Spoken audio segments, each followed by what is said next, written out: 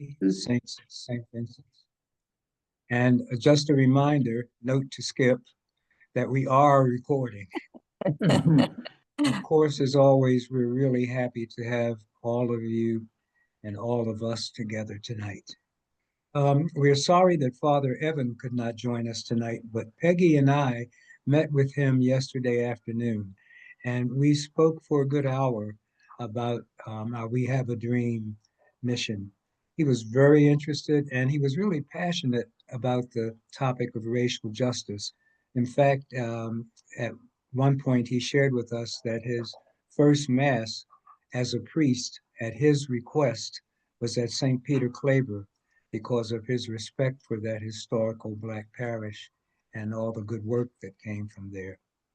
Um, and he also expressed an interest in the ideas that we've already begun and have been working on. And when Peggy and I asked him a couple of things, he gave us some very good things to consider about moving forward. So before we begin, officially, Peggy's going to read the Piscataway acknowledgement, and then we will have a prayer after that to begin our actual work. Peggy? Thank you, Skip. So we are gathered on the unceded land of the Piscataway peoples. I ask that you join me in acknowledging the Piscataway community, their elders, both past and present, as well as future generations.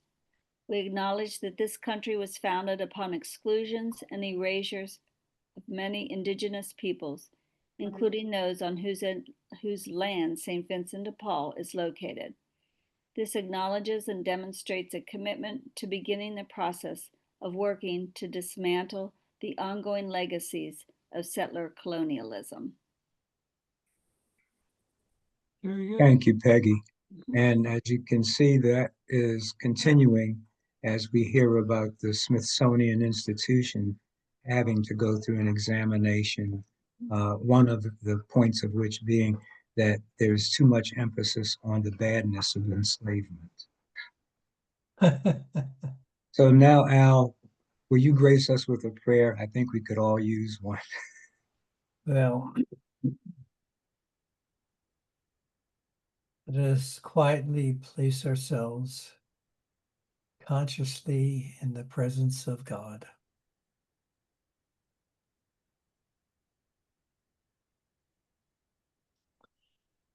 You, Almighty One,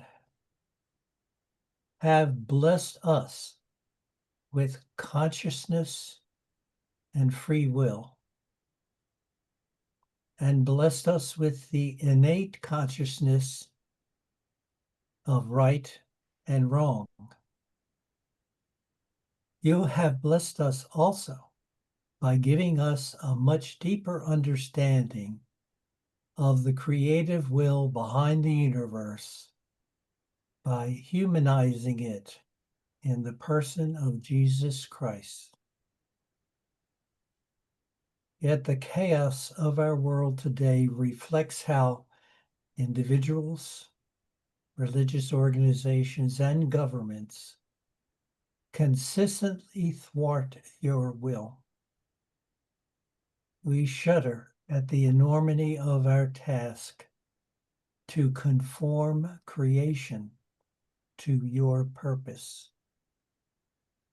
Yet we pray that the small steps we make through this committee will bring about your kingdom of peace, justice, and love.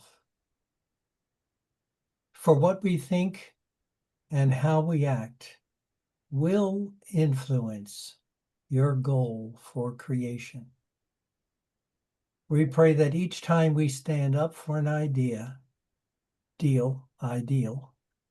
or act to improve the lot of others, or strike out against injustice, we send forth a tiny ripple of hope, and crossing each other from a million different centers of energy and daring, these ripples will build a current which can sweep down the mightiest walls of oppression and resistance and bring creation to fulfill its purpose. This we ask through Christ our Lord. Amen. Amen. Amen. That was That beautiful, was Al. beautiful, Al. Thank you so much. Again, I think we should thank Joan Cub for her excellent PowerPoint at our last meeting, which taught us more about Rerum Novarum and Pope Leo XIII. She reminded us that Catholic social teaching has been around, though many Catholics have said they were not taught about Catholic social teaching tenets. And we also want to thank our subcommittee, of course. That was Jerry Theokowski, Ray Barr, Joan Cub, and Jerry DeLambo. We worked with them to compose the letter to Archbishop Broglio, head of the United States Conference of Catholic Bishops, and with a copy to Archbishop Laurie. We thanked him for the letter to Congress on May 20th, 2025, about the, quote, big, beautiful bill, unquote, and asked him to call for all U.S. CCB members to voice their opposition to it and to continue to promote social justice principles. And we mailed that letter on June 25th. Peggy? We did share the letters that we have sent to the Archbishop and to USCCB. We did share those with Father Evan yesterday also. Not that he read them when we were there, but we left them with him. And we also want to thank all of you who wrote letters and emails to newspapers and legislators. And thanks particularly to Ray Barr, who sent us the names of the Catholic senators so we could remind them about Catholic social teaching, the Republican senators. And we thank you, everyone who participated in the June 14th No Kings rally, because there were a lot of people there, and a lot of people from our parish that we didn't even see were there. So anyway, that was great. So we studied about the church's silence during slavery and Reconstruction, and we continue to see the effects of systemic and structural racism and the public rise of white supremacy. And we know we cannot sit on the sidelines when the poor and the underserved continue to suffer. Jesus showed us what was important, so we must keep up our good trouble. And family, we have come a long way in our 5-year journey together, but the polarization of our country has not. Bills signed into law that move us backward instead of unifying us to raise up everyone result in the rich gaining power and riches, while the poor lose power and become poorer. Catholic social teaching demands that we continue to work for equitable justice. We merged with St. Leo the Great, and some parishioners are involved in making that work. We would like to explore what our We Have a Dream group could do to facilitate raising the need for racial equity awareness with all of our parishioners, traditional and merged. So in June of 2022, as you all remember, we had a town hall sharing our group's journey. So tonight we want to explore ideas for engaging St. Leo's in our ministry. One idea might be to have a town hall at St. Leo's next year. And I'm happy to explain how ignorant I was so that they don't feel that we're preaching to them. But it was in studying and reading and reflecting and sharing and discussing with this group during our 5-year journey together that really helped me realize the continued effects of systemic and structural racism. So tonight we would like to take some time to hear about what most impacted you as we studied racism in our church and our country over these past 5 years. For example, what opened my eyes about the church's history was learning about the 1452 papal bull authorizing Portugal to reduce pagans and unbelievers to perpetual slavery, and the 1493 papal decree to justify claiming land for a Christian monarch, regardless of who was there first. Another impactful moment for me was when I read the book Caste by Isabel Wilkerson. that Hitler modeled his racial purification after the United States treatment of Native and African Americans. I was so appalled when I read that. And I am probably even more appalled now that it's happening in our country again. We just keep going backwards. It's very disheartening. So, Jody, what impacted you? I just want to preface and say, if we can share things like what impacted us over these 5 years, to me, it gives me more talking points. It makes me clearer, I think, in my own understanding, and a lot of these issues are very intertwined with the political issues that we're seeing now also. So anyway, that's a piece of this, I think. But when I thought about what impacted me most, two things immediately came to mind. The study of bias really affected me a lot.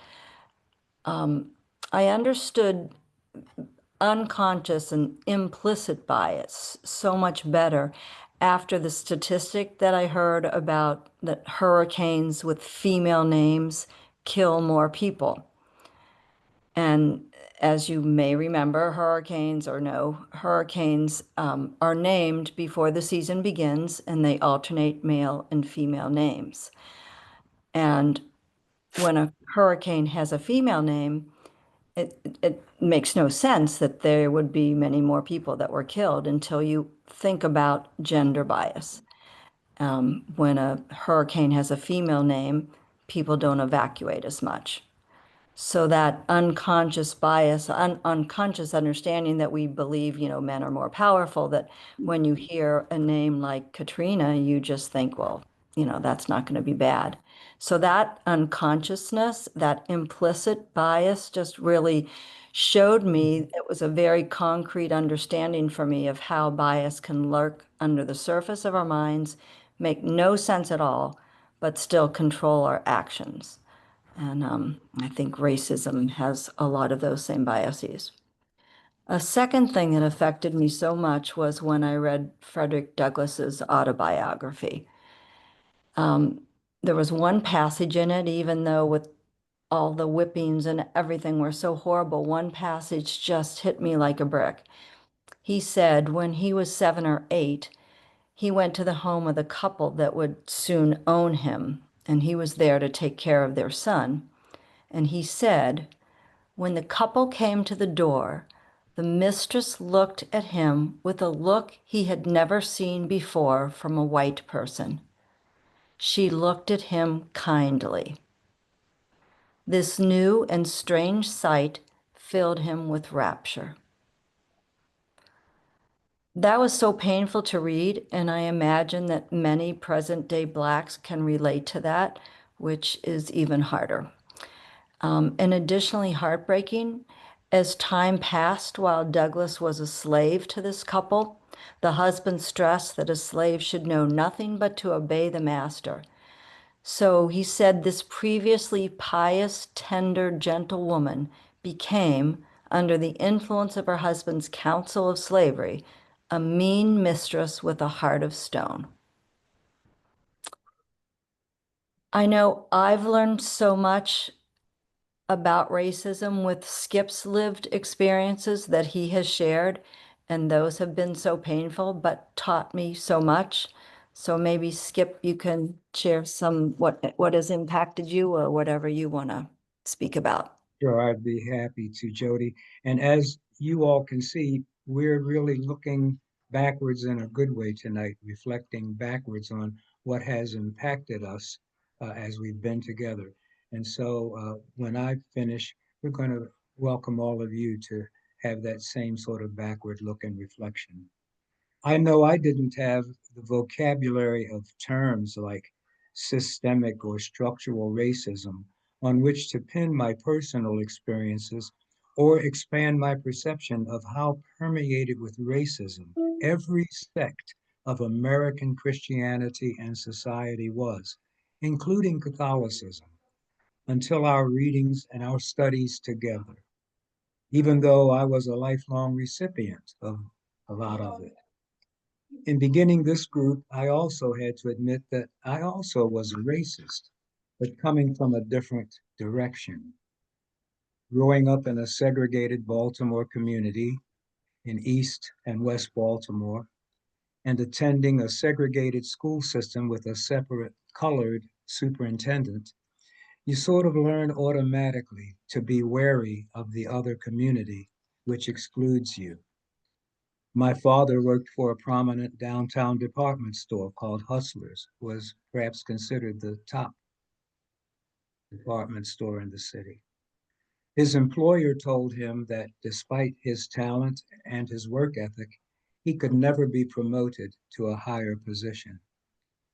My mother could never try on the clothing that she bought there, nor could she try that clothing on my brothers and me in the children's department. The Supreme Court Brown decision in 1954 actually catapulted me in 1956 to a desegregated high school, Baltimore City College.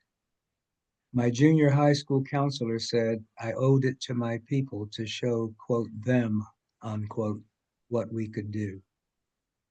My white classmates there would speak with us in our advanced studies classes, but they pretended not to see me and my two Negro companion classmates when they were with their friends elsewhere on school grounds. And then I was the first and only Black seminarian in the entire Baltimore seminary system at St. Charles College, St. Mary's Seminary, Packer Street, and Roland Park because of the official racist practices of the archdiocesan governance before the magnificent Bishop Lawrence Sheehan. But the Sulpician priests there, I want to point out, were outstanding to a man. And my seminary schoolmates, as well as my own seminary classmates, were absolutely exceptional. Over the course of my first year, I learned that I needed to let down my guard and believe that such brotherhood actually was possible. Now I see myself as an amalgam of all that I've experienced.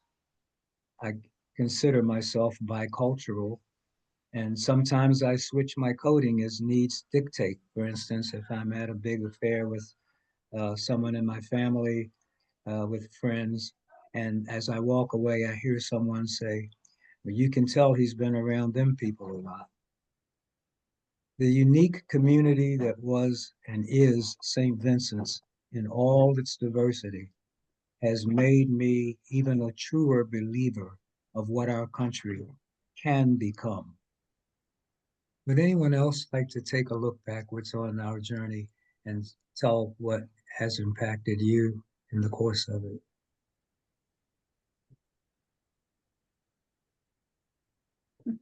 Marianne?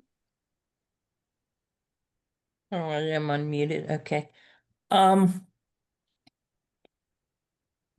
any number of things, but I remember the night a couple of years ago when we all gathered downstairs in the Undercroft for the lecture about Christian nationalism, which I was totally unaware of. And it petrified me. And it petrifies me even more now because it is coming to pass. And we have an acquaintance here at Charlestown who was, we may have said this before, working on a book. And his father and grandfather were very racist and very involved back in the days of Spiro Agnew, to create a Republican plan, a 40-year plan, which has morphed into Project 2025. And he had to sit there because his father and his grandfather expected him to be in that meeting when all these other guys came and plotted and worked on. So this has been in the works, for ever so many years. Mm. And again, apologies if Al or I have shared this, but George, who was our friend, said to, I think it was his grandfather, so what you really want is genocide. Mm. And the answer was, you damn betcha we do. Wow. Oh my gosh. And I can't wait till this book comes out. He's been working on it for 13 years, but when I see what's happening now, I get it. Yeah. That this is not, that this is planned. It's not just, oops, Yeah. I'm being an idiot.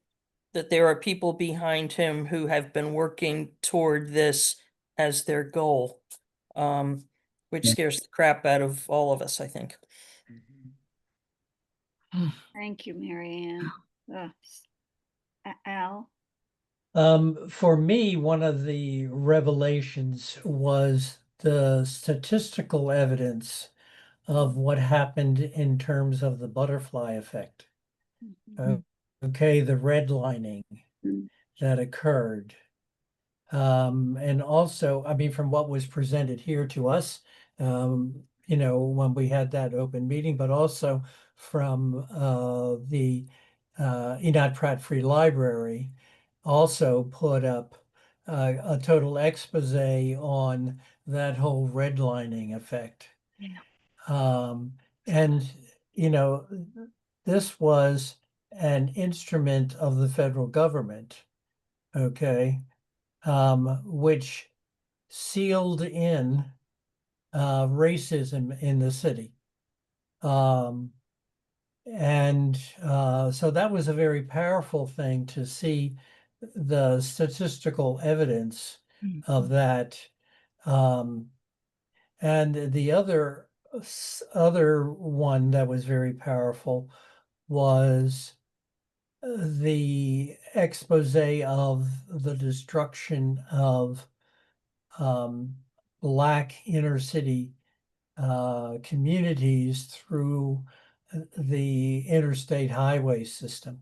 Mhm. Okay, very targeted, and that's another federal government program.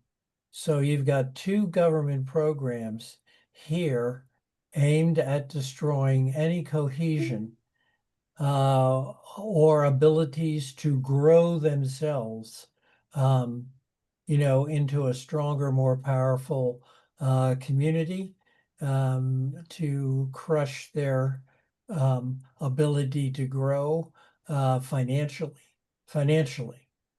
Those are direct assaults on that. So those are two of the things that were most profound for me, as well as what Mary Ann said. Mm. Yeah. Thank you, Al. Anybody else?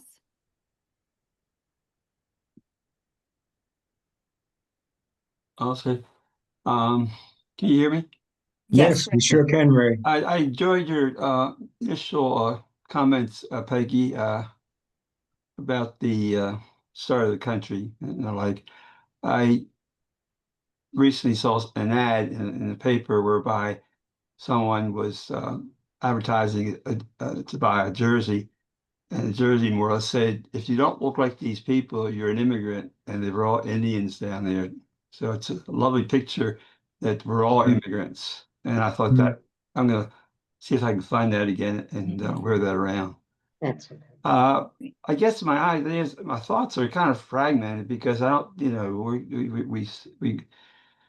we're digging up things in the past and we should. And that which I really was startled at was the what Mary Ann put into the Zoom about why doesn't Baltimore County have any public schools, blame segregation, and I didn't realize all that. Not just that there was an attempt by Baltimore County not to have swimming pools because of intermixing and the like, But that led to a lot of consequences because, you know, a lot of African Americans could not swim.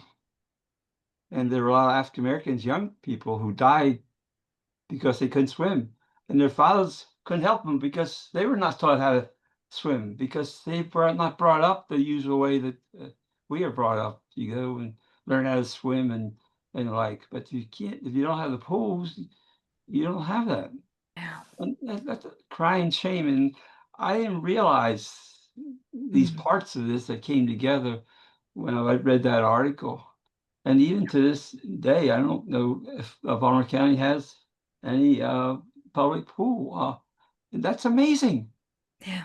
That just means that people move to the suburbs to get away from that. And we had one in Catonsville at Five Oaks, and I remember that. And I must admit, I was sort of party to it. Not party to it, but you know, there's a thing called spiritual blindness in which you see things and you allow them to happen and you don't get involved. And I had neighbors really fighting for against discrimination and trying to integrate that pool. It finally was integrated and it's currently still integrated, but it took a long time. But I was not a part of the effort because, you know, the people I were, you know, living with, they don't want to cause too much trouble or action and things like that. So a lot of us grew up like that, and we had to, over a period of time, kind of understand it better and understand the how unfair this was. And I think St. Vincent's had taught, you know, Pat and I tremendously, and Beyond the Boundaries program was fantastic because it was not just and this is what I like about that is the fact that it was an active program. It was not just to know knowledge, but to act on knowledge, and to put and to also to come together the social justice programs at all the churches in order to become a force to deal with changing policy at the Maryland Assembly in order to deal with the ghettos and racism. And that's what the goal of Father Dick Lawrence was all about. And so it's more than just Catholic social justice principles. I mean, we have them for a long period of time, but no one remembers them. They remember for a while, and then you forget them. You got to activate them. How you activate them? That's what we got to find out. How do we put this into effect? The video that you gave, and that was just done from Georgetown, was fantastic. Amazing thing. It was all Black people that did it.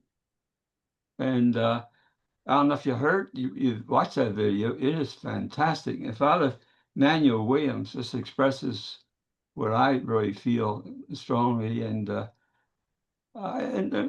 he was asked on a panel whether or not another nonviolent movement like Martin Luther King did, because of all the problems we're having with the present administration, things like that. Can we get out in the street, nonviolent movement thing? Is that going to work? He thought for a while, and he said, it's not going to work this time. This time we have to resist. We have to, every one of us, speak louder than we did before and stand up each time, because that's the only way across the country, the more of us that voice our opinions, that's the way to do it. And on that program also, they talk about racism as a sin. Well, then they say it's a grave sin, but then you go to the effect it's a mortal sin. But they said the grave sin, it will keep you from it will take you to hell. That's what the one person on the panel said. So we have to. She thought that we should make people aware that carrying that racism is not going to get you into heaven. It's going to get you into hell.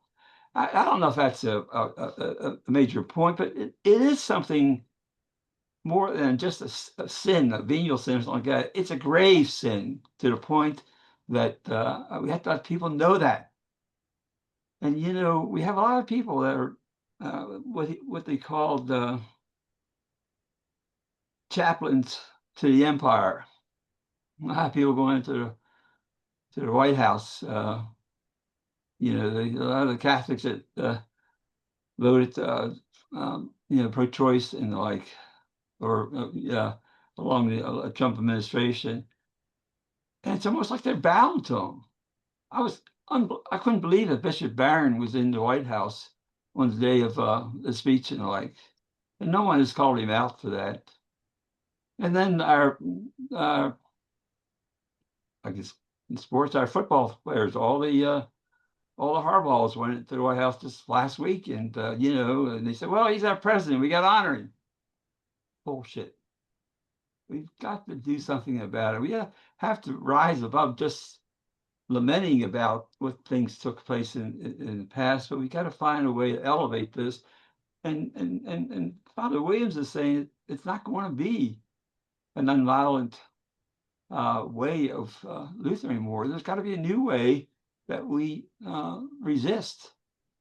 I don't know the answer to that, but I don't see us just continuing to talk about our experiences. We have to go to a new level. We have to get to a level where we become solidarity and fight for the common cause and unite people and evangelize us even more so. That's the only way we're going to come out of this. Thank you, Ray. And we're going to discuss later ideas for at least discussing with St. Leo's. And I did want to thank you, Marianne, for sending that about the swimming pools, because I watched it so long ago when you sent it to me that I forgot I just sent it out. So anyway, it was really impactful. I think Anne was next. Yeah, Peggy, before we let Ann in, I'm going to pick up on something Ray brought up and ask you to comment on it at the end of our meeting, which is, as he says, you know, it had to be about more than reading, putting learning to action. And we certainly have done that. And I thought you might want to, at the end of the meeting, share some news about our partners that you Yeah, shared with. I will, because we got some really good news from Yeah. SBCLT. So, Yeah, all right, thanks. Anne. You're muted. All right, sorry. My computer has been crashing on me and I thought I had totally lost you all. See you in two places. It's pretty exciting. Yeah, so I'll close out that other one. Sorry. I'll try anyway. Okay. Although I might want to keep it because I might need Yeah, it. you're doing fine. Okay. You know, and reflecting back over these last 5 years, when I first joined you all, I was still living in Florida. And you know, I was in the middle of working with a community organizing group there called FAST. And we were actually addressing a lot of the racial issues down there, the systemic issues down there related to housing and how they, you know, the the Tampa Bay team, you know, had torn down this huge section of the city to build their stadium. And so, I mean, that was a huge issue, you know, how they had totally wiped out whole neighborhoods that were African American neighborhoods. I mean, it's just been, you know, insidious everywhere. And I've reflected throughout, you know, our meetings with my own experience of growing up in New Orleans in the 60s and going through the whole desegregation that was going on there at the time. And the you know, the Jim Crow laws that I was used to down there before desegregation. I mean, I just have so many different experiences that kind of overlap everything that has been discussed over the years with you all. And I've found it to be, I guess this group has enabled me to actually articulate a lot of my experiences, as well as, you know, like Jody said, come up with talking points about them. And the most, you know, the most disturbing piece of it, all of this is for me lately, is the whole issue around white Christian nationalism and how, you know, this whole scenario of couching it as a, you know, revelatory peace from God. I mean, it's just appalling to me. But at any rate, you know, there's just been so much that I've been able to just resonate with you all, and also feel affirmed with you, knowing that, you know, I've had a lot of these experiences, and being able to listen to you all, developing your own insights into them too. I especially appreciated Jody's presentation on the, you know, the bias that she did, and that was just so excellent. And I really think it's probably something that we should revisit, and I would definitely encourage presenting it to St. Leo's, because I think it's just such a wonderful tool to be able to say, you know, this is why we do what we do, and unless we become very aware of it, we can't change it. We have to know that that's what we're doing before we can make the changes. So I'm sorry this was so discombobulated. I was thinking I had lost you all, and I was trying to hook onto my phone, and then I realized I was back. That's all right. But We're glad to I have didn't you. come across as discombobulated at all, and not at all. That's right. Amazing. thank you. Thank you very much. I think Jerry was next. Yes, and sorry that I haven't seen you all for quite a while. So if I think back over the last 5 years, I can point to the books, you know, to Cass, to White Too Long, especially, and a number of those things. Definitely the town hall and Jody's presentation. And I think, though, what we want to ask ourselves when we think in terms of St. Leo's is, what even brought us here to begin with? Because a lot of what we've talked about that we've experienced in the past 5 years has been at an intellectual level, which I don't know is going to fly easily with a new group at St. Leo's. Mhm. So I think it needs to start. We all came here because something about racism has touched us, or we wouldn't have come at all. And so, what are the stories that need to be told to touch other people, to be interested in where we got to, in a continual wanting to understand and learn in order to take the right action? Because that's what the real learning is about. We want to understand it deeply so that we can know the right action, but something has to bring us to the table. And I'm wondering, you know, I think, Mary Ann, your story about, you know, 2025 has been long in coming, but very planned and designed. I mean, I'm thinking of all that's going on with the Smithsonian right now. You know, these are things that really, really touch us. Yeah. The white Christian nationalism. I mean, I'm feeling like to bring anybody in, you're going to have to touch their heart and soul before you can touch their minds. Good. Because I think that's how we got here. We didn't come here because we were interested in reading a book, right? We got Right. here No. because something was moving us. And I think that's how you're going to get people. I'm not sure what the hook is, but I don't think it's all the wonderful books that we've read. Good. And you know that the stateswoman in Texas today, Yeah.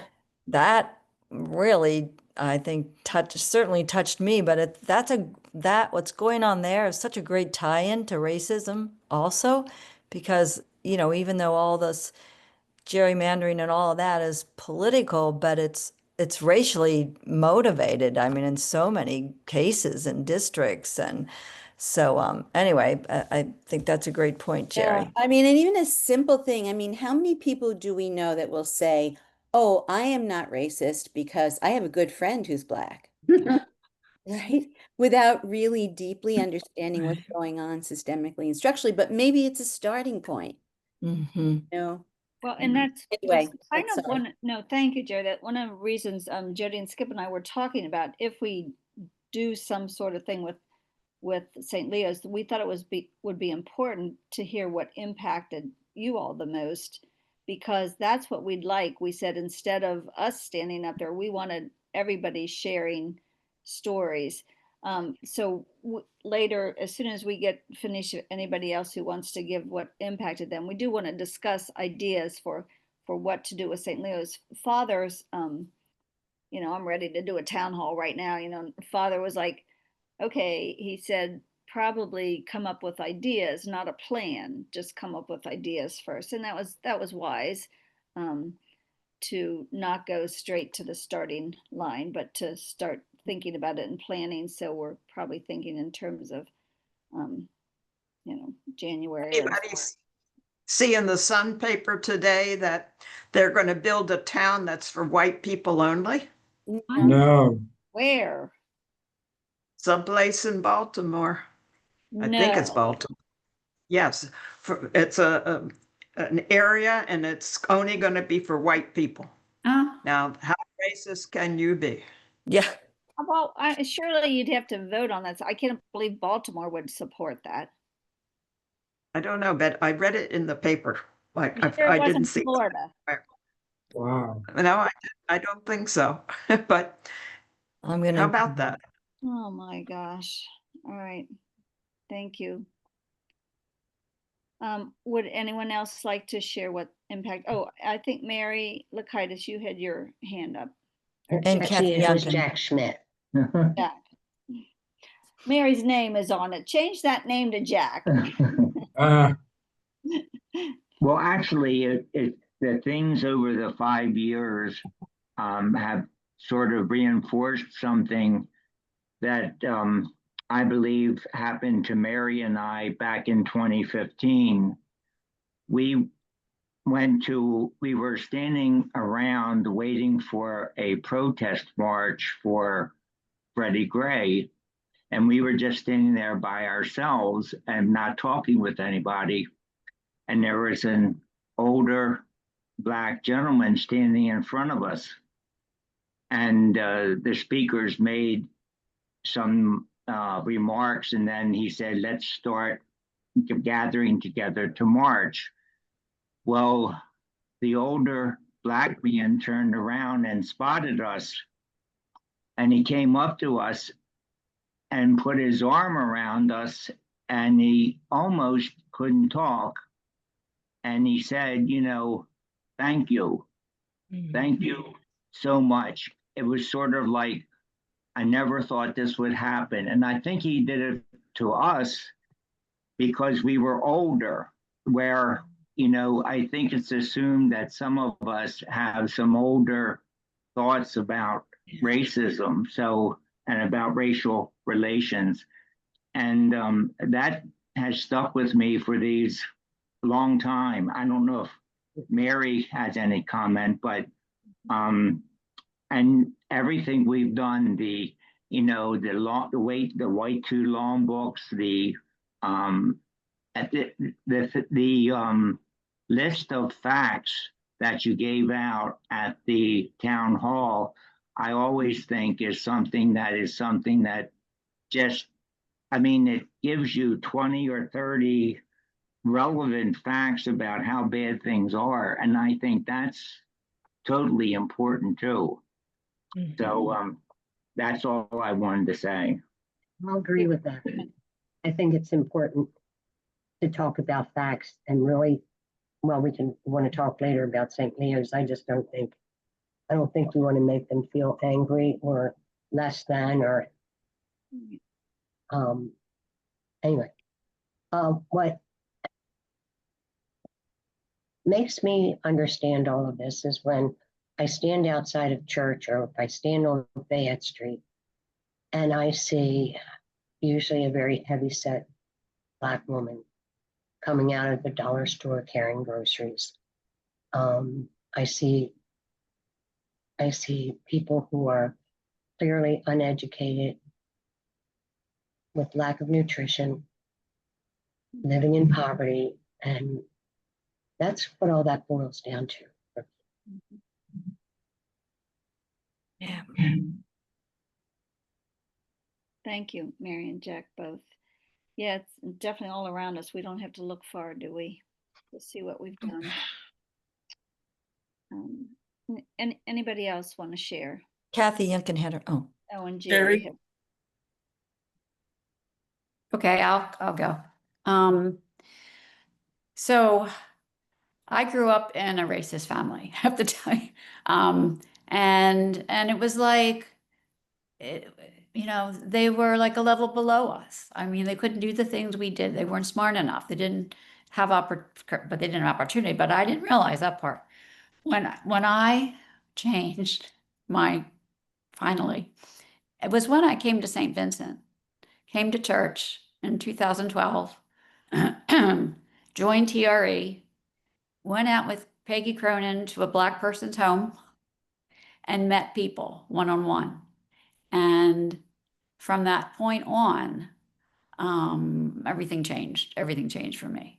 But coming to our group, this group, that sure explained how the racism happened. And I certainly did like the books that we read. I learned a lot more, but it was that one-on-one experience with all the children, the men and women that I have met throughout the years. And now I go to City Springs, and now I'm helping the little children in school too. So, and it's just wonderful. So that's it. Thank you. Thank you. Kathy. And Jerry Filkowski. I'm sorry, I've been having trouble all night, so I guess you can hear me, right? Yes. The books really obviously meant a lot to me, and the testimonies like Jody's and all, but and I think if we're going to increase our understanding of racism and the effect it has in our society, that we are going to have to, this is sort of a tangent on Jerry Sokola, we're going to have an appeal that is just not intellectual and cognitive, but it's going to have to be emotional. And I loved Cast, which reminded me I still have the book, which belongs to Mary Lakaitis. And that Schmidt. and the thing about it is that it compared us to Nazi Germany, and how even the Nazis wouldn't put into effect some of the things that the United States was doing, because it seemed impossible to the Nazis that they could get away with that.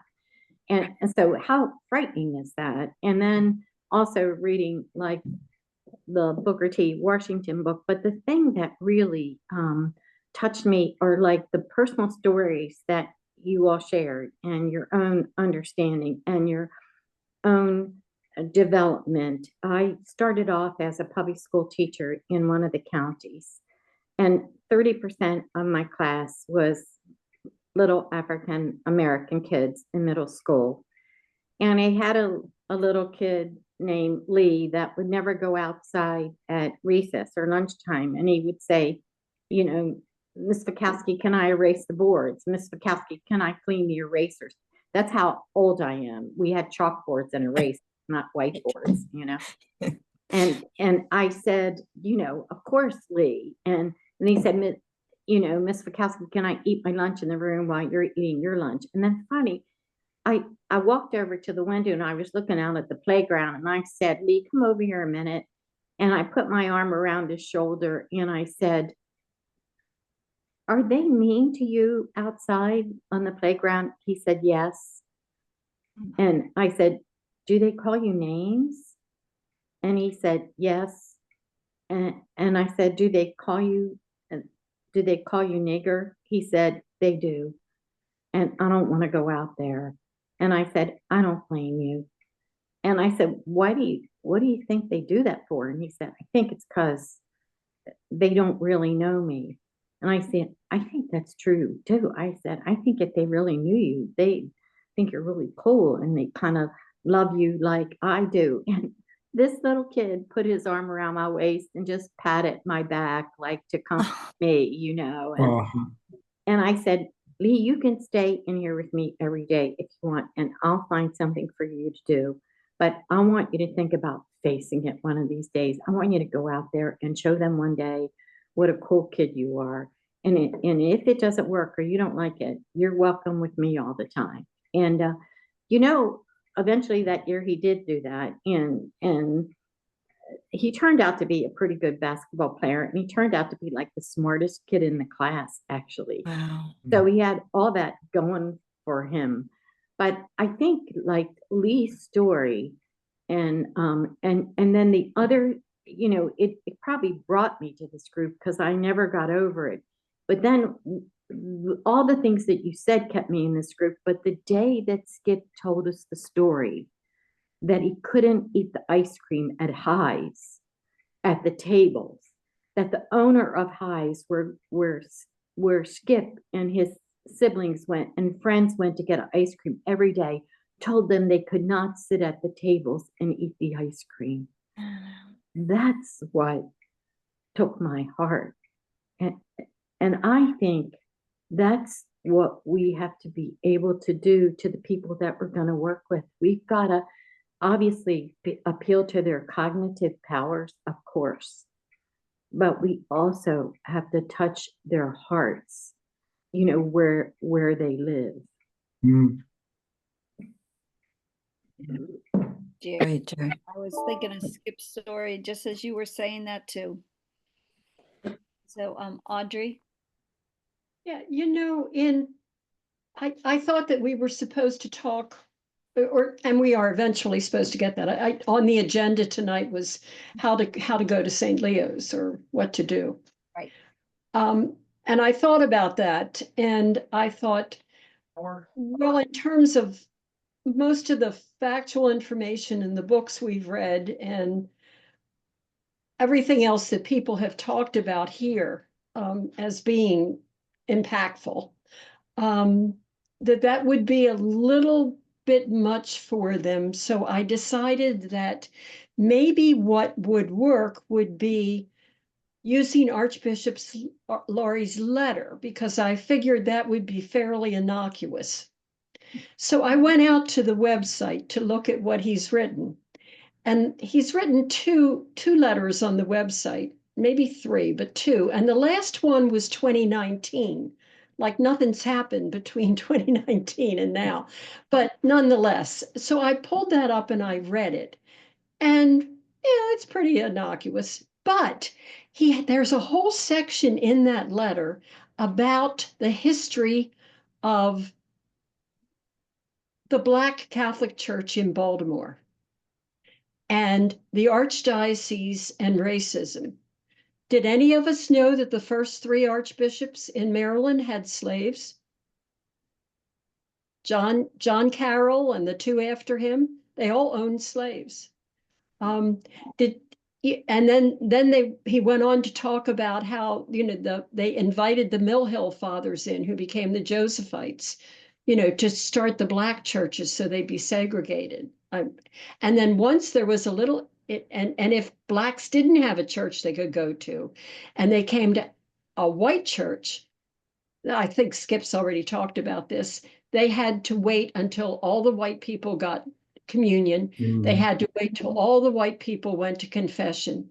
There were separate vessels for them. I mean, it's deep and it's old and it's in our institution. And actually, I'm going to say something nice about Laurie. It's in that letter. The whole history of how the mistreatment has come from the top. And we've all been complicit in it. Yeah. So. Thank you, Audrey.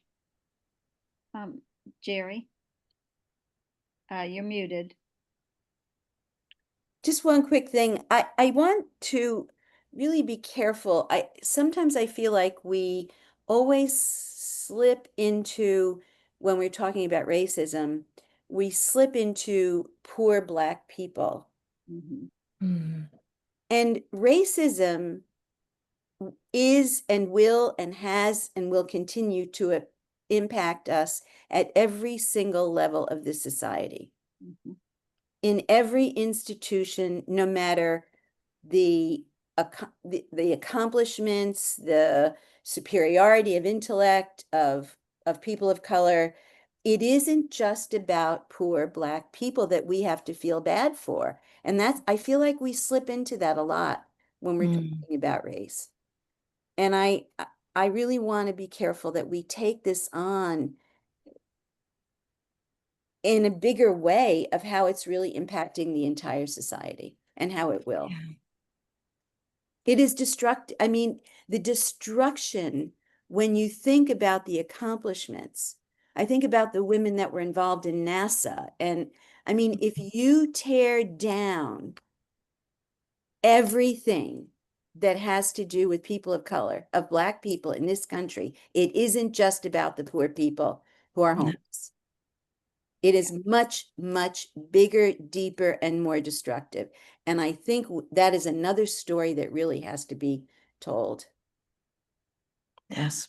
Good And point. it also parallels with the whole, not in the same way, but the bias against women. And now, again, we see that coming back also. And I think about what Ray Barr was saying, and because I know we all feel this giant need to do something, about our country also. And I'm thinking of ways to tie the two things together, like the examples that we see now that are racist, or I'm going to say sexist too. And you don't have to look too far to find them. And some of those stories, like what happened in Texas today, I mean, some of those stories are so powerful that I'm going to start trying to gather some of those stories across the country. Thank you, What Jody. political person wants to say that women shouldn't be able to vote? Oh, Some senator or somebody, he says women shouldn't be allowed to vote. yeah. That's going backwards. Yep. Yeah, way back. Marianne? I'm sorry I lost power, and so I hope what I'm gonna say did not already get said. I am feeling very guilty of some kind of bias, whether it's implicit or whatever, when I think that if we're going to present to St. Leo, we have to know our audience. And I am sorry to say that I have a feeling that a lot of people in St. Leo's, and I could be going on absolutely nothing but hearsay, like what's happening. And they're not, it may be harder. Our population kind of tends liberal and open at St. V's. There are people at St. Leo's who do not. So in order to I don't even know if we can get them on board, but to begin to engage them may be more of a challenge than it would be certainly to engage people at St. V's. And somehow, unless I'm just really being ugly prejudiced, we may have to think about whether that's a reality and how we would approach telling these stories and hope that they would be heard. I don't know if I'm really out of line here. Well, I will tell you that they are getting quite a few people now from the younger generation. What's the high rise down there? Not Scarlet Place. Anyway. Well, Harbor East, we're getting them from the Harbor East. Thank you. Okay. And good. I want to hear this. Also, if you go to mass there anytime, not on a Sunday, but just even take a weekday, there are just as many young people as older people. Not many people at all, but young people. And I don't know if it's a young versus old thing, right, age-wise or whatever. And again, I apologize if I'm making sweeping generalizations. No, you're not, Marianne. Actually, Father Evan was kind of carefully trying to measure what he was sharing with us. But his thing was, don't feel like you've got to do something, like between now and Christmas. He said, first you've got to really get an understanding of St. Leo's. And then he began sharing with us there's more diversity than you think. And maybe you start by finding a couple of people who do share, our interests, and talk to them and see how they would approach their community, and help us work. He really had some very thoughtful ideas, but the first thing he said was, it's okay if you don't really get around to them until February or so. If it takes that long to get an understanding of what really will work when you want to communicate with them. And I Thank you will for tell you that. that we have also had, we have 3 people last Friday that helped with Friday night dinner. And I think the men's program, Mary, didn't somebody volunteer? I think Jack, didn't somebody from St. Leo's say they were gonna help? Yeah, but she's not from St. Leo. She's been coming to St. Vincent. She's from Pius the 10th. Oh, Pius never the mind. 10th. Sorry, somebody else told me, maybe it's a food pantry. Anyway, but I know they're coming to Friday night dinner, helping, volunteering. So that's good. And I did invite the parish council president. I called her to discuss this with her because I agree that we need to know our audience or the other parish. So we need to learn a lot more about them, but I haven't heard back from her yet. So yeah. Do they Very have good. a pastoral associate like Colleen? No. No, I don't no. believe so, So but there's nobody parish that you can council talk to. Oh. their parish council president she's been doing things. She was one of the ones that volunteered Friday night. So I think she's a good person to kind of get a feel. And she was at all those meetings that we went to, so anyway. Do they have many people of color?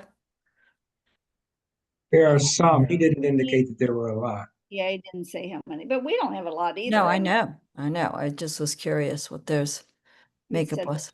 some. Al, I think you were next.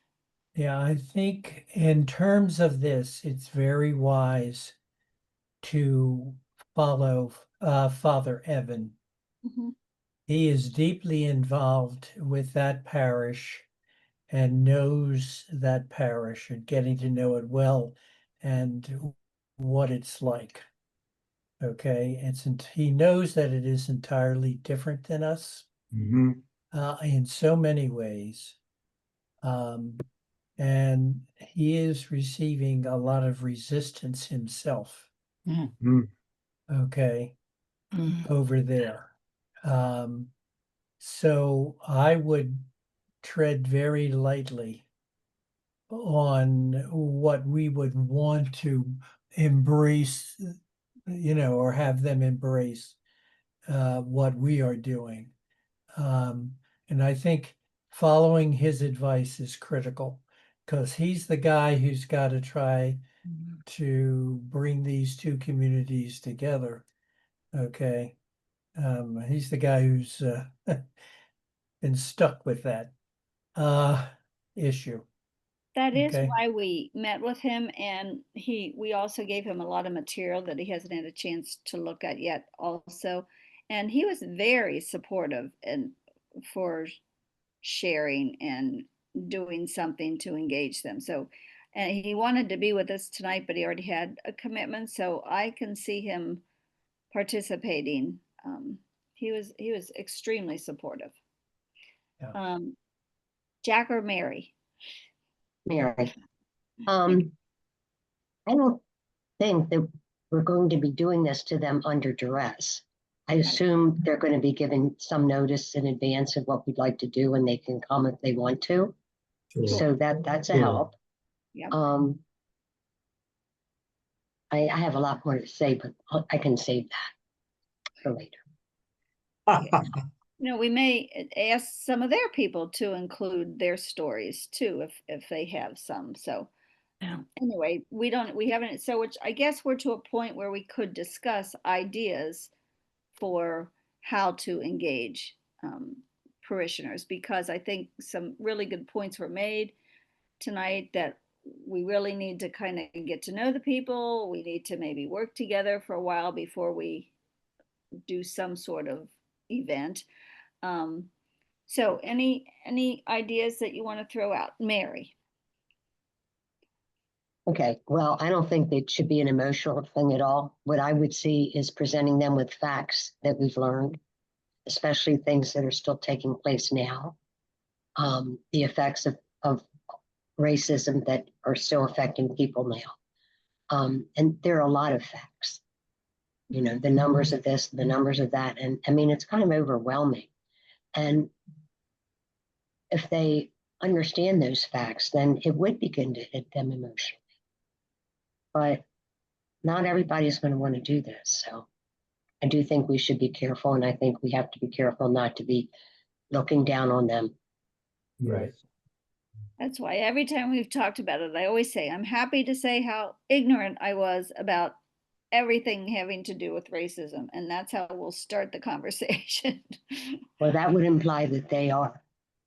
No, well, I would not phrase it. I'd phrase it that I was totally ignorant about racism and that I learned this and this, and we have the fact sheet. And so I will try not to insinuate that anyone else is stupid. I will be happy, though, to admit that I was ignorant. Jody? It might be good to, in the early stages of whatever happens, to have the black butterfly, Robert P. Jones. That was Robert P. Jones, right? Dr. No, Lawrence. that was Brown. Dr. Brown. Lawrence. Right, Dr. Brown. To have Dr. Brown in that juxtaposition with SBCLT, like hearing about that, the redlining, which was totally factual, totally, you know, intentional from the government, and that's racist. And I mean, just to hear this is how Baltimore came to be. And then even at some point, like, and because of that, kind of we wanted to support a neighborhood. Love to have you join us in that, and you know, and maybe talk about SBCLT or have them.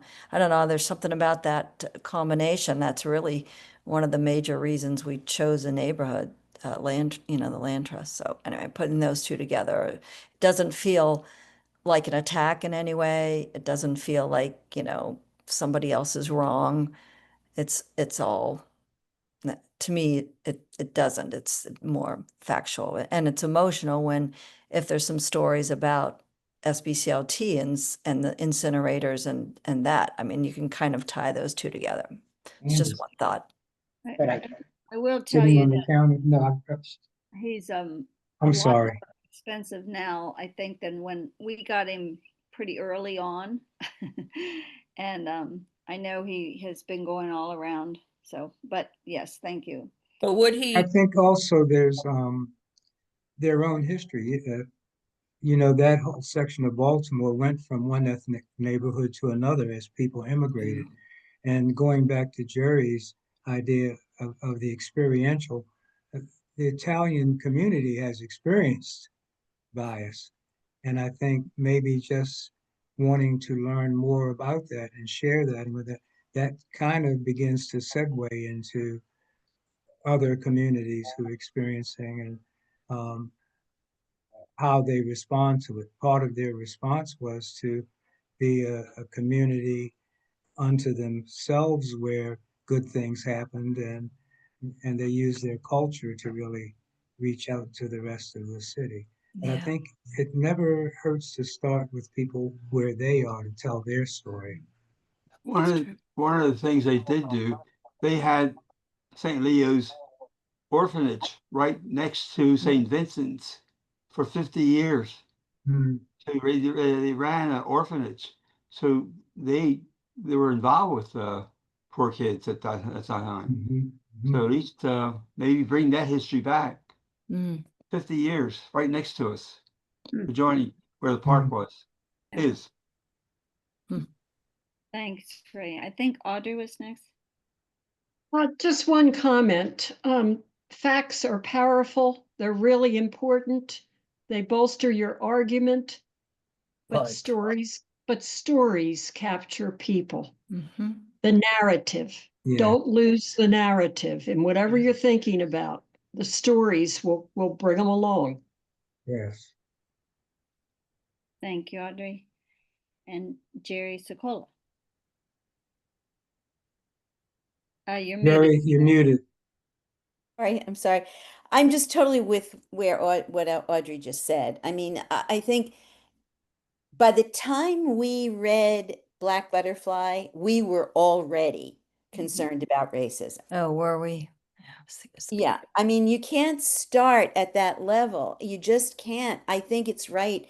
Tell the stories. What's the experience? How do you relate to it? Do you know anybody that's been affected? You know, a lot of people will say, "Oh, I have a friend who's Black." What's that experience been? You know, I just think it's got to be rooted first in anchoring. They say that there are 4 A's in adult learning. One is anchoring what people already know. Yeah. And then you add to it, and then they have to apply what you've added to it, and then they go away and do something about it. So I just think you've got to start with where people are. I don't know what the question is or how you raise it to open it, but I think it has to be experiential, not emotional necessarily, but experiential and telling the story. How do you relate to this problem? You know, what do you think about this problem that we're in right now? Something like that, just very real, very tangible. The facts can come once you've opened the mind and the heart to wanting to hear the facts. But if you start with the facts, you know, you're like CNN, you know, kind of thing. I don't know. But I'm just saying, it's just easy to brush away. And I wonder, again, their great grandparents and grandparents experienced it. Yeah. They that's what I went, was going to ask. Is there anybody left there who might have stories to share about their own experiences of discrimination? Carmela might. She's there all the time, and I don't know how old she is, but I can ask her. Who knows? They might still be experiencing it. Well, the person, I don't remember her name, but she's like their administrative person. Her Tina. family started, Tina, right? Started, was it Caesar's? The big restaurant that was there. Caesar's Den. I think so. So they were there from like very, very, very beginning. All right. Anyway, just Yeah. thought.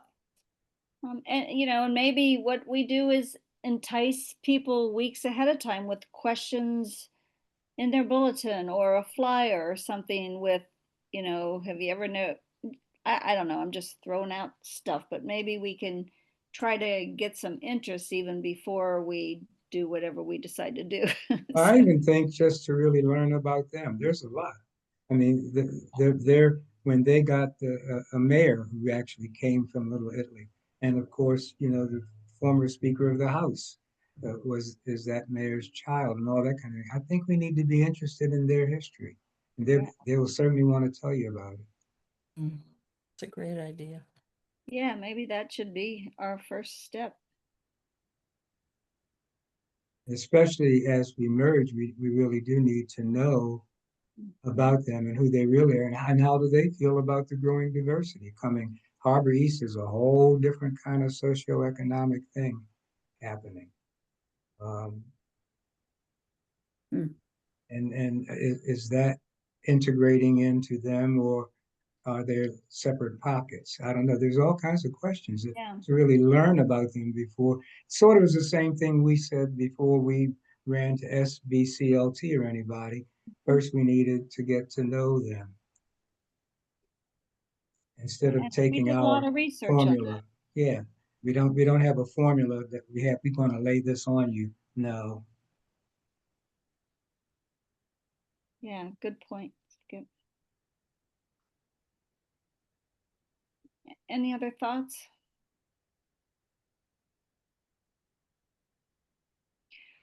Well, I'm sure. I'm just wondering if I know this is a lot about joining with St. Leo. I'm just wondering if there are some tandem things that we can do to fight the racism that's happening now in our country. Right. Too. Like, Oh. you know, what other, like, how do we want to, it's just hard to let that go too. What was interesting was a comment made by Father Williams is that he doesn't think that marching and and nonviolent movement is the way to go. It may be something to think about because the entire government needs to be racism oriented and the like in many different aspects. And I think in some way we have to speak as a one voice, many of us, in some way or another, organize. But that comes later on. Right now, it's just speaking up when you see something and expressing yourself. One loud voice, prophetic voice. And you've got the power of the presidency voicing what you never thought you would hear again. I mean, to say that all of the Smithsonian institutions have to undergo an evaluation, and he actually uses one example, for instance, painting too negative a picture about slavery. Should our exhibits be paintings too negative a picture? So it's like you're only supposed to speak good of America. It's a terrible concept. Well, in our city and what we can do, it just seems like the archdiocese needs to gather all the churches. We all need to speak with one voice, and it's just so difficult when we're not all speaking with the same voice. Well, one reason is the United Bishops are not united. They're not strong. They're not a force. True, They're Ray. not a force. And I don't know how you make them a force. And that's up to the Pope to rear them to rear. They tie their shirt tails to abortion, just to anti-abortion too much, and they neutralize whatever skipped everything else. What I have learned from all of this is the size of the split in our church between progressives and conservatives. When I think about it, it's reasonable. I mean, if you go all the way back to John the 23rd and then Benedict, and it's a lot of bishops and cardinals named around the world, pulling the church back away from Vatican II and closer to what Trent did, and maintaining a hierarchy, clerical hierarchy. But there's a tremendous split. I'm afraid this is not just about abortion, Jody. No, it is part. It is an excuse for, and I agree. I also think that we need to really be on the lookout. I think what's happening in DC right now we could be next. Yeah. And I really think it's and it is around race. It's going to be the cities. And I think it's in preparation for the midterms as a way. I know Jim Casey and I had this conversation. Jerry, did you hear? But I think he's going to try to find a way to really stop agree. the midterms. Did you hear what Mayor Brandon Scott's comments were the other day? That it's interesting that all the cities Trump named as being so far gone have Black mayors and large Black populations. Yep. Yeah. We do have one, I'm going to get to just one second, Al. Just on this vein, we have one opportunity coming up. I mean, the Pope's come out wanting a mass of creation or a period of creation, and the climate, as we know, is so detrimental to people of color. And we will definitely be planning, the Green Team, Kathy Youngkin, will definitely be planning a creation mass, etc. And we can build some this is harming people, underserved communities, etc. in there, and that's something that a lot of people can buy into. And maybe we're hoping to maybe do something with St. Leo's Parish on that also. So I mean, maybe it's an inroad for us. Al? The most endangered community right now is Hispanic, Latino. Okay. They are the most endangered because they're being taken off the street. Okay. So the whole conversation seems to me I know we were talking about people of color, but it's kind of like black, white. but it is much broader than Oh, yeah. black. Okay. And I think that we've got to deal with that issue somehow. Because you are talking about people's lives being affected right before our very eyes. Okay, so I would think that we need to move in to some extent on that direction. And that may be a point where people from both parishes can get a hold of. Because abduction, okay, is a very visceral issue. Good point. We have, I'm sorry, we had the person from our parish who's was the one in charge of the for the archdiocese, the Hispanics and their problems. And we ought to maybe get, what's her name, Valencia Banks or something like that? Jules. Huh? Jules, she's now Jules. County. Maybe She's she Baltimore could County. come and give us an update on what's happening and how we can prepare ourselves for it better. Good idea. And Peg, you're meeting with Father next week about social action, right? Mm-hmm. Well, this is kind of social action. I'm curious to where, you know, if bringing up justice. I mean, the one of those who was it that said Tillich or someone that said, love without power is anemic, and love without justice is abusive. Anyway, I just feel like St. Leo gave us this inroad, really, to Catholic social teaching, and all of this is about Catholic social teaching, human dignity of every person, the whole person, all of life. So if there's a chance that you can sort of talk to him even in terms of Catholic social teaching when you talk to him next week. He actually did talk about a little bit about Catholic social teaching, but when Skip and I met with him, and that we were talking about the legislation and how we tried to present each of the issues in a Catholic social teaching lens, as opposed to keeping Right. it from being political. Maybe you can ask him what the priests in the archdiocese are going to do in the realm of what's going in light of what's going on these days, Okay, that's a good and idea. just see where he stands even. Okay, thank you. Marianne. While you're talking to Father Evan, or while someone is talking to Make a Father list. Evan, no, it's just and I do not think I'm alone, am hungry for homilies that deal with this. I know Father Evan has an impossible job, and he's, trying to help us not be so petrified of the merger and this, that, and the other thing. But there have been, over the past couple of weeks, some very hard-hitting readings, like last week's gospel and some of the others. And I don't know why he chose. Are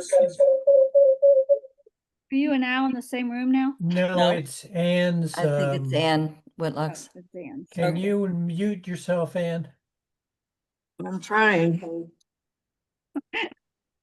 Or Anne. Anyway, I don't know whether because he writes one homily that goes to two very different audiences. I don't know. Maybe when he meditates on the readings, what comes up is what comes up. But I am hungry to hear what he would have to say about, for example, Jesus saying, "I did not come to bring peace, but the sword," and there will be division, and what are we going to do about it? I don't know who asks him that gently. Oh, give him a break. I can bring God, that give up. him a break. What? Come on, he's He's a young guy with an impossible task. He doesn't even know half our names yet. Let's I not know, but rewrite his homilies. No. Well, when I'm talking about social action, I'm happy to share the fact that we actually applaud homilies that include justice issues, and that I don't know, did anybody else watch the webinar Keeping Faith? What was it called? It was just on this past Oh, week. yeah, I watched it. What was it called? Wait, I got notes here. It was called Religion and Justice.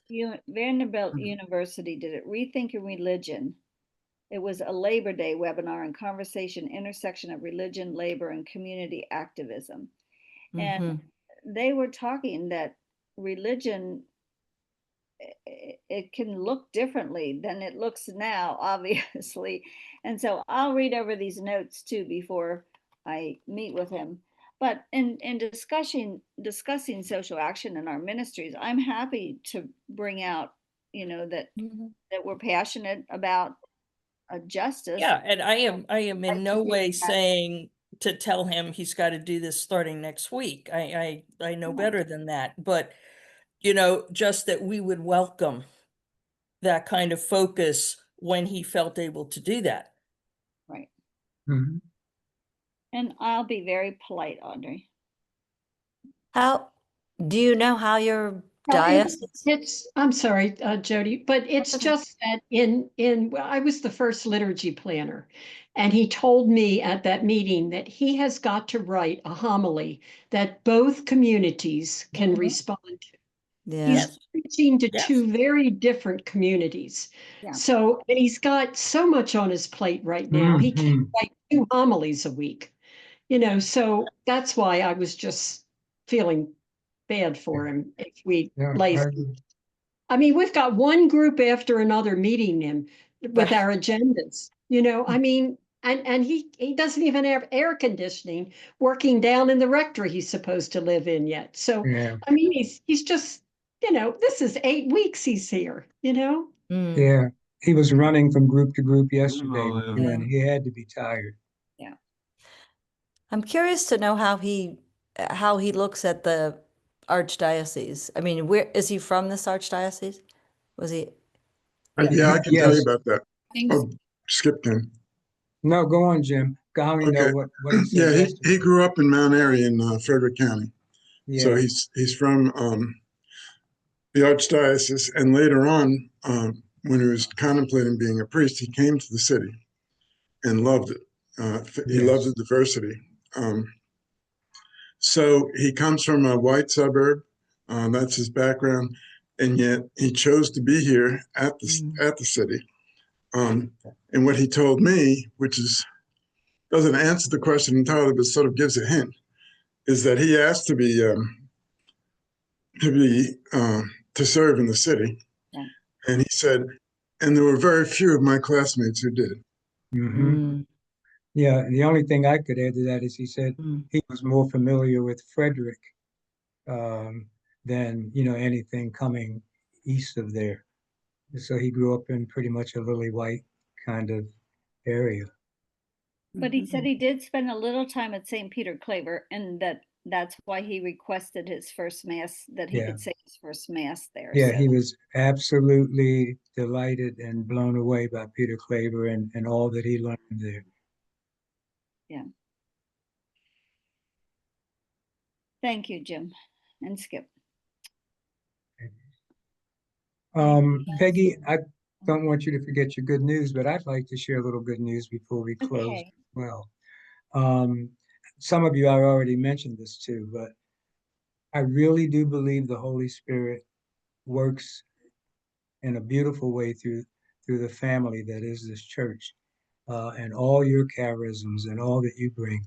One example of that was 2 weeks ago at the end of Mass. I was coming down to collect my wife so that we could go home and I could have breakfast.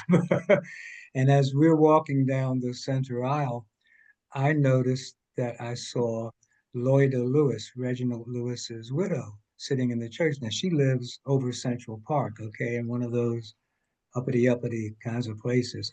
And I could only surmise she was in Baltimore, maybe to check on Reginald's sisters and brothers, and maybe to have some sort of business meeting at the museum, because she's very much involved with that. So I called out Loida, and she was still sort of in a meditative thing. And I called her name out again because I was absolutely convinced it was she. And she looked up and, we recognized each other and we hugged each other. And I said, I'm so surprised to see you here. These were her words. She said, this is a very special church. You can feel it. Oh, awesome. That's awesome. I just saw Marianne, your comment in the Marianne asked, would Dr. Brown ever allow us for a smaller fee to use our recording of his lecture? Our recordings are on the website. We can show our recording. So yeah. So I just wanted to let you know that actually Mary alerted to me first, and then I got this email. It's from Reinvest Baltimore. It's a spotlight on South Baltimore Community Land Trust. It is the email came from the Maryland Department of Housing and Community Development, and it talks about as part of the Reinvest Baltimore initiative, the Maryland Department of Housing and Community Development has begun a series highlighting their work with its partners to transform the city. And then they say South Baltimore Community Land Trust was created with a clear mission to create people first, community owned development without displacement and zero waste in Baltimore. SBCLT believes that people directly impacted by environmental, economic, and racial injustice must be in the lead to create development that regenerates our communities and our planet, said Melanie Thomas, Executive Director of the South Baltimore Community Land Trust. Building on this belief, we take land out of the extractive, speculative sector and put it into the hands of the community to advance a proactive vision for development without displacement and zero waste. In July, SBCLT received a critical funding to its mission to reshape Curtis Bay in the form of a Baltimore Vacants Reinvestment Initiative Award through a unique funding partnership between the Maryland Department of Housing and the Maryland Community Investment Corporation. On July 7th, Governor Moore announced, and this is for 16 community development organizations, $30 million in funding. So I don't know how much they got. And then they had pictures of their home. I will send this email to you all. And it had before and after pictures of some of the homes. So if you haven't been down there to see some of them, it shows what they look like before and what they look like after. And anyway, it's very exciting. I called Melanie and I got her voicemail, but I just told her that I was so excited. I was hugging her through the phone. And so anyway, hopefully I will talk to her. But Skip and I always thank the Holy Spirit for directing us to SBCLT because we just are so thrilled with their work. And I don't know, Kathy, if you remember, but the Green Team, actually, they were on our radar because of the zero waste and all the stuff at Bresco that we were picketing and stuff. So we kind of knew about them because of that. And Mary Catherine knew about them before we did even because she's been donating to them for years. So anyway, yay, our partners. So thank you also, all you are partners. And it was nice to have Jim here tonight. He must not have had his normal Wednesday thing that he always has to have. Yeah, I'm going to try and make it when I can. That's for sure. Okay, that's We great. appreciate it, Jim. All right, well, thank you. Always. And your homework is think of any ideas how we might develop this, and we'll be thinking in terms of next year, and we're going to let Father Evan kind of help us lead the way. But any ideas we'll be happy to present, to massage, etc. Well, Okay. we've got the gift of time. That's a good thing. Yeah, the gift of time. You got that right. All right, let me move this so I can see who's, and now Kathy Yunkin is going to Kathy, lead yeah. our closing prayer. Thank you, Kathy.